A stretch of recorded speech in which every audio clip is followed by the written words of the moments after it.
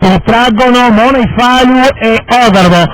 Lo scatto di Nigella che dal 4 va davanti mentre lottano per la posizione di incalzo Magia Teresieff e Oro Ipojet che hanno scavalcato Ira dei Gris.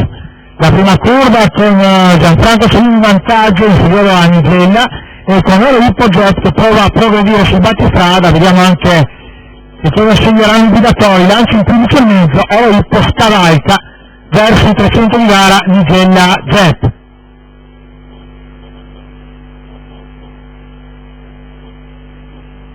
Adesso si va ancora perché Oro Ippo Jet non l'ha preso in mano, 15 in trazione. Di fuori forse l'altro TR, poi pariglia ancora Oyuki con la sua TRGF, trazione 15,6, pressione di Lasti TR all'esterno di Oro Ippo Jet che è subito in corda da Nigella, poi terza in corda Magia TRGF, apparigliata da Miez che ha preso la terza pariglia esterna. Giro piuttosto allegro, 15,8 la trazione, Lasti ha dato una punta abbastanza interessante, poi adesso perde qualche battuta al largo e ovviamente quelli dietro subiscono il suo rallentamento, tanto che Oyuki va in terza ruota inizia il chilometro sulla trazione lenta in 17 scarsi imposta dal leader e prova a migliorarsi assieme a Miez.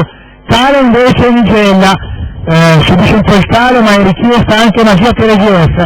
Oro Ippo Jet in vantaggio, 15,6 la frazione, Oyuki e Miez che si propongono all'inseguimento, poi ancora forse Moneifalu che prova a tornare mentre cala appunto decisamente Nigella e è andato indietro anche l'Alpin TR.